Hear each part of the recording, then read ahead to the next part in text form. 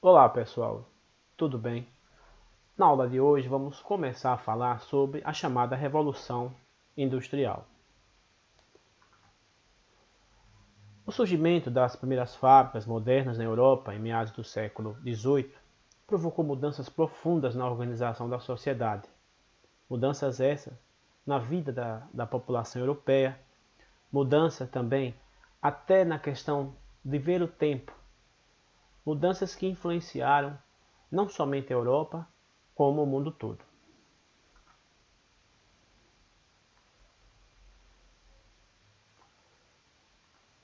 Mas como entender essa chamada Revolução Industrial que não somente atingiu a vida econômica das pessoas, mas também a vida social e também podemos dizer a questão política também.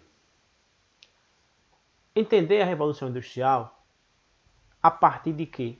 Do processo de desenvolvimento da produção, de como se produzia antes e de como vai ser produzido com a chamada Revolução Industrial. E aí, o primeiro processo de produção é o chamado processo artesanal. O que é esse processo? Sempre vou dar um exemplo do chamado sapateiro. O produtor tinha um pleno controle sobre as diversas fases do processo produtivo, mas com o tempo os comerciantes perceberam que aumentariam seus ganhos se pudessem controlar o tempo e o ritmo de trabalho dos artesãos. O que é isso? Naquele período lá medieval ou até antes mesmo, o sapateiro produzia um sapato, ele tinha todo o controle da produção. Cortava o couro, lixava, até chegar ao produto final, que é o sapato. Mas se produzia pouco, porque era ele que tinha todo o controle da produção, mas só ele produzia. E aí, esse processo de desenvolvimento foi o quê? Crescendo. De que forma?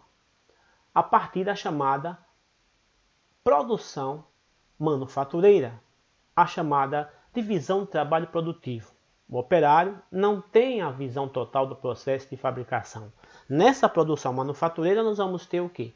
Nós vamos ter o mestre, o sapateiro e tem os seus auxiliares na chamada oficina, nas manufaturas. Cada um fica com uma atividade ou com uma função. Um corta o couro, o outro lixa, até chegar ao produto final, que é o quê? Que é o chamado sapato. E, posteriormente, nós vamos ter o quê? A chamada produção mecanizada, maquinofatura, que é o momento da chamada Revolução Industrial. Essa produção mecanizada nas fábricas vai substituir o operário pela máquina. Como? Aquele operário que cortava o couro, ou aquele operário que preparava, pintava o sapato, vai ter agora ser substituído por uma máquina que vai fazer isso, o que vai agilizar. E aí a produção vai aumentar mais ainda. A produção vai subir a números estrondosos. Por quê? Porque a máquina vai fazer com que essa produção se acelere. E aí nós vamos perceber que inicia-se essa chamada Revolução Industrial. Mas aí vem um questionamento. Qual país iniciou esse processo do desenvolvimento, esse processo da chamada Revolução Industrial? A Inglaterra. Mas de que forma? Nós vamos ver isso daqui a pouco. As etapas da industrialização. Essas etapas da industrialização, primeiro momento, nós vamos ter o quê? A primeira etapa remonta ao final da Idade Média e o início da Idade Moderna, quando ocorre o quê? A montagem de oficinas de artesãos controlados por comerciantes, chamadas manufaturas. É o primeiro momento. O segundo momento, a segunda etapa, teve início na Inglaterra. Estabelece o mundo das fábricas com a produção de grandes quantidades. É o caso da chamada maquinofatura, a produção mecanizada. A terceira etapa vai do final do século XIX, início do século XX. É o chamado emprego agora da energia elétrica, substituindo as máquinas a vapor, pesquisas químicas, trabalhar com a química e o desenvolvimento de motores à explosão. Um exemplo, o motor do carro, que vai permitir o aperfeiçoamento das indústrias e das máquinas. E, por último, a quarta etapa, essa etapa que nós estamos, que iniciou no final do século XX, e com o desenvolvimento da informática e da biotecnologia. Mas aí, como eu disse a vocês, a Inglaterra é que vai ser a pioneira nesse processo da Revolução Industrial. Mas para isso, teve fatores que contribuíram para que ela chegasse a ser a primeira, a número 1. O primeiro ponto é o acúmulo de capitais, provenientes da expansão marítima comercial e das práticas mercantilistas adotadas pela Inglaterra. A Inglaterra ganhou muito dinheiro com a expansão marítima, também com o tráfico negreiro, mas agora, quando ela surge com a Revolução Industrial, ela vai se colocar contra a escravidão. Por quê? Porque ela precisava agora de mais mercado consumidor. E escravo não tem dinheiro para comprar produtos industrializados. Mas antes ela era o quê? Ela era favorável à escravidão. Após a Revolução Industrial, ela vai ser contra. A supremacia marítima, também um outro fator. Ela tem uma poderosa frota naval que contribuiu para esse transporte dos produtos industrializados. Reservas minerais. Havia abundância de jazidas de carvão e de ferro no solo inglês. Isso possibilitou o quê? O carvão possibilita o quê? A queima nas chamadas fornalhas das fábricas para gerar a chamada o quê? Gerar energia a vapor, das máquinas a vapor, que foram as primeiras. A produção capitalista da terra, um outro fator. O acúmulo de capitais viabilizou os investimentos na área rural. Também contribuiu. A ampliação dos empréstimos a juros. Criou-se o Banco da Inglaterra e aí muitos burgueses tomaram empréstimo para o quê? Aumentar suas fábricas, construir fábricas. Crescimento populacional e grande êxito rural. Isso também foi um fator, possibilitou uma grande oferta de trabalho. O que é que acontece? A população cresceu e também houve o quê? O chamado êxodo rural. Muitos saíram do campo porque não tinham condições ou a própria burguesia acabou comprando grandes terras, formando grandes latifúndios e expulsando os pequenos proprietários, fazendo com que esses pequenos proprietários saíssem do campo e fossem buscar emprego aonde? Nas fábricas. E, por último, e um ponto fundamental é a Revolução Gloriosa, que nós vimos em aulas anteriores. O chamado poder político nas mãos da burguesia, que permitiu o surgimento de uma legislação favorável ao capitalismo. Posso dizer que esse fator foi fundamental, porque a burguesia é que vai incentivar o início do processo da Revolução Industrial na Inglaterra. Era a burguesia no poder incentivando essa revolução. Então a Revolução Gloriosa foi importantíssima, porque colocou o poder político nas mãos de quem? Nas mãos da burguesia lá na Inglaterra. E aí houve o quê? Transformações na sociedade. A Revolução Industrial trouxe riqueza para os burgueses, os empresários, porém os trabalhadores viviam na miséria. Muitas mulheres e crianças faziam um trabalho pesado, ganhavam muito pouco. A jornada de trabalho variava de 14 a 16 horas diárias para as mulheres e de 10 a 12 horas por dia para as crianças. Uma situação difícil, né? Locais sujos, não havia uma lei trabalhista. Tudo isso que trazia muita dificuldade e muita desigualdade.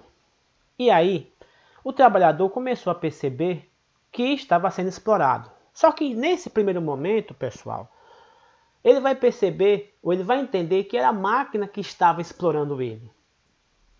E não o capitalista, não o empresário. E aí ele vai o quê? Surge o chamado movimento do ludismo, que foi uma das primeiras formas de luta dos trabalhadores. Esse movimento ludita era formado por grupos de trabalhadores que invadiam as fábricas e quebravam as máquinas. Para quê?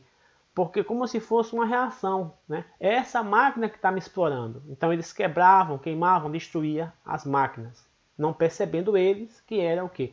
Que era o capitalismo, que era a burguesia que o explorava. Além do ludismo, surgiram outras organizações operárias, né? Começou a surgir associações, os sindicatos, e aí também surgiu as chamadas greves. Em 1830 formou-se na Inglaterra um movimento chamado de cartismo, ou cartista. Os cartistas redigiram um documento chamado Carta do Povo e o enviaram ao parlamento inglês. A principal reivindicação era o direito do voto para todos os homens. É o chamado sufrágio universal, igualdade para todos. Mas somente em 1867 esse direito foi conquistado.